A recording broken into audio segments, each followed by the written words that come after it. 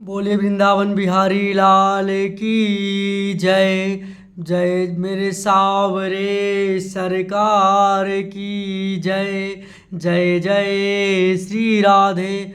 तो भक्तों, आप सभी को कार्तिक मास के पावन पर्व पर 21वां अध्याय, कार्तिक मास की जो कहानी का 21वां अध्याय आप सभी ध्यान पूर्वक सुनिएगा। नारद जी कहते हैं कि हे राजन, कार्तिक शुक्ल द्विज को यम द्वितीय कहते हैं। इस दिन यमुना जी में स्नान करके यमराज का पूजन करते हैं। यानी कि इस द्विज कार्तिक शुक्ल पक्ष द्विज को यम द्वितीय में इस दिन यमुना जी में स्नान करके श्री यमराज महाराज का पूजन करते हैं। इस द्वितीय को भैया दूज भी कहते हैं। इस दिन भाई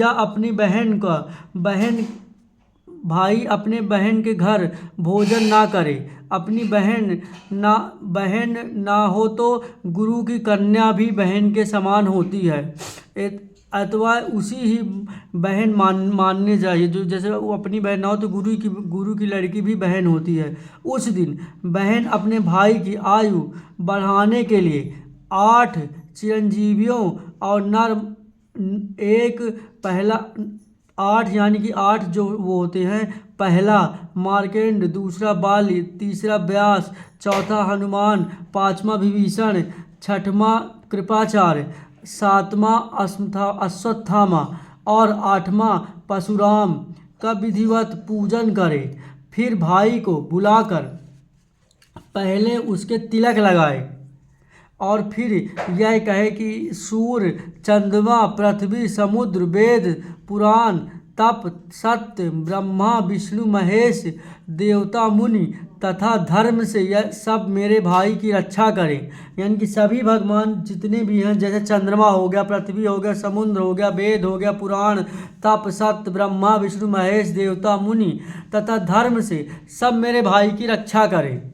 यह जो व्रत भैया दूज जो होता है, इसमें बहन अपने भाई के लिए सभी देवताओं से आग्रह निवेदन करते कि मेरे भाई की आप रक्षा करें। फिर बहन भाई को तिलक करके भोजन करवाए। भाई भी अपनी बहन को श्रद्धा तथा सामर्थ्य अनुसार दक्षिणा दे। यानी कि जैसे श्रद्धा अनुसार, अपने सामर्थ्य अनुसार जितनी कमाई उसी प्रकार अपनी बहन को दक्षिणा दे।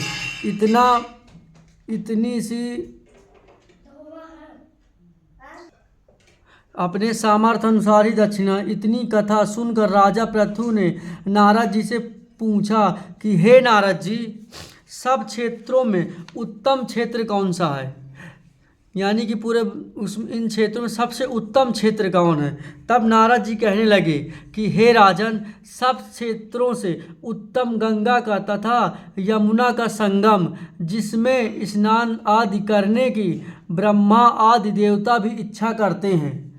गंगा के स्मरण मात्र से मनुष्य के अनेक पाप क्षण भर में नष्ट हो जाते हैं तथा गंगा जी में स्नान करने से मनुष्य के पाप नाश होकर कई कुल परम पद को प्राप्त होते हैं। गंगा के स्नान की अभिलाषा करने से मनुष्य अनेकों जन्मों के पापों से मुक्त हो जाता है। यह समस्त संसार माया रूपी है, बंधन में बंधा हुआ है, मगर गंगा का इस माया रूपी बंधन को काटने वाली गोदावरी, कृष्णा, रेवा, अमरावती, द्रभद्रा, कावेरी, यमुना, बहुद्रा, चैतवती, तपरणी, सरयू आदि सब तीर्थ गंगा में स्थित हैं। काशी क्षेत्र में भी सब क्षेत्रों में उत्तम है, जहाँ देवता वास करते हैं। वह मनुष्य धन्य है जो अपने कानों में काशी क्षेत्र की कथा सुनता है। जो काशी जी का सेवन करते हैं एवं जीवन मुक्त हो जाते हैं। यदि प्रातः काल के समय कोई काशी क्षेत्र का स्मरण करता है तो वह भी मोक्ष को प्राप्त होता है। तो बोले वृंदावन बिहारी लाल की जय, मेरे सावरे सरकार की जय। जय जय श्री राधे। तो भक्तजनों, इस प्रकार कार्तिक मास अध्यात्म का महात्म का 22वां अध्याय समाप्त होता है। तो आप सभी इस कहानी को अपने दिमाग में और मन में बिठा लीजिए कि गंगा जी के नहाने, स्नान और काशी का ध्यान करने मात्र से मनुष्य के जन्मों के पाप नष्ट हो जाते हैं। इस प्रकार यह 22वें अध्याय में श्री नारद जी बताते हैं। तो आप सभी ज़्यादा वीडियो को शेयर करें और जुड़े रहें मेरे इस YouTube चैनल पर, ताकि मैं आपको कार्तिक मास की यह कथाएं सुना सकूं। तो आप सभी भक्तों को जय जय श्री राधे, जय जय श्री राधे। बोले बांके बिहारी लाल की जय, बोले कार्तिक माँ की जय।